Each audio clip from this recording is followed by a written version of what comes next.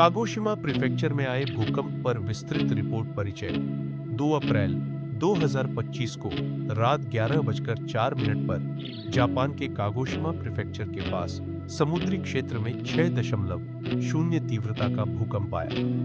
Japan मौसम विज्ञान agency (जेएमई) द्वारा जारी आधिकारिक जानकारी के अनुसार भूकंप का केंद्र एपिसेंटर उत्तरी अक्षांश 33 डिग्री और पूर्वी देशांतर 63 डिग्री था। 131.5 डिग्री पर स्थित था। इसकी गहराई 40 किलोमीटर थी और इसे जापान के भूकंपीय तीव्रता पैमाने पर 4 दर्जा दिया गया। हालांकि इस भूकंप के बाद कोई सुनामी चेतावनी जारी नहीं की गई, जिससे स्थानीय नागरिकों को राहत मिली। भूकंप का प्रभाव मुख्य रूप से कागोशिमा प्रीफेक्चर और उसके आसपास के क्षेत्रों में महसूस किया गया। हालांकि इसका झटका जापान के अन्य हिस्सों में भी हल्के रूप में दर्ज किया गया। जापानी भूकंपीय पैमाने पर 4 तीव्रता का कि यह भूकंप काफी शक्तिशाली है और इसके कारण हल्की से मध्यम क्षति हो सकती है। हालांकि प्रारंभिक रिपोर्टों के अनुसार इस भूकंप से किसी बड़े नुकसान या जानमाल के होने की सूचना नहीं है। जापान में भूकंप के नई जापान एक ऐसा देश है जो भूकंप के प्रति अत्यधिक संवेदनशील है।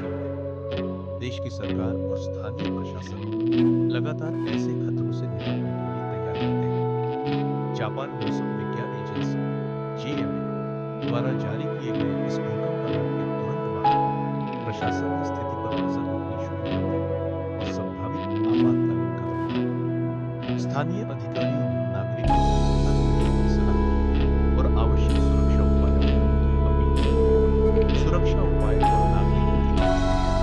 भूकंप के तुरंत बाद कागोशिमा प्रीफेक्चर और आसपास के क्षेत्रों में रहने वाले लोगों ने सुरक्षा उपायों का पालन किया। जापान में अधिकांश इमारतें घंटों तकनीक से बनी होती हैं, जिससे बड़े पैमाने पर विनाश की संभावना कम होती है। इसके बावजूद नागरिकों को प्रशिक्षित किया जाता है कि वे भूकंप के समय सुरक्षित स्थान पर जाएं, भारी वस्तुओं से दूर रहें और खुले क्षेत्रों में जाने की कोशिश करें। भूकंप के झटके महसूस होते ही लोग सोशल मीडिया पर अपने अनुभव साझा करने लगे। कई लोगों ने बताया कि उनकी इमारतें हिल रही थी, लेकिन कोई बड़ी क्षति नहीं हुई। कागोशिमा प्रशासन ने भूकंप प्रभावित क्षेत्रों में बिजली पानी और अन्य सामान्य जनजीवन शुरू कर दी, ताकि यह सुनिश्चित किया जा सके कि भूकंप हो सकता है। और विशेषज्ञों की राय भी कि इस क्षेत्र और अगले कुछ दिनों तक हल्के झटके आ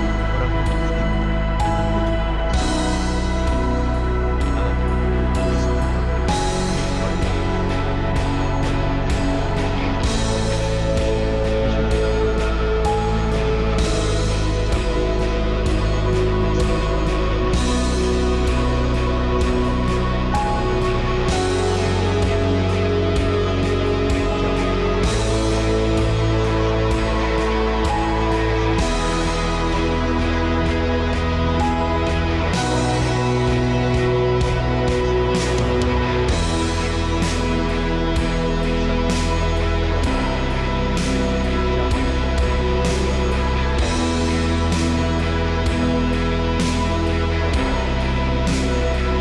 हैं।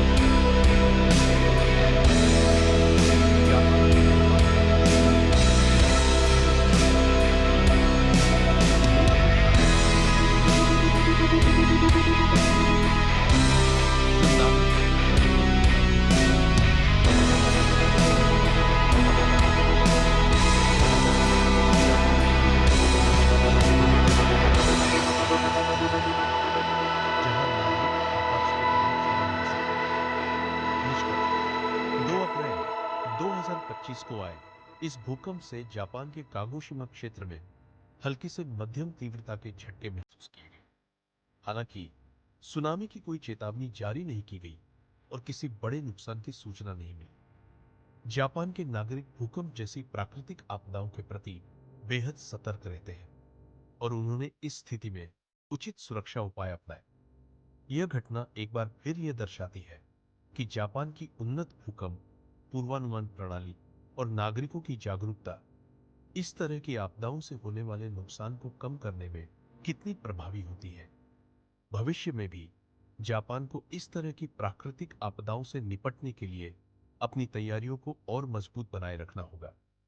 मैंने जापान में आए भूकंप पर एक विस्तृत रिपोर्ट तैयार की है। यदि आप इसमें कोई और जानकारी जोड़ना चाहते हैं या कोई बदलाव चाहते हैं तो मुझे बताएं।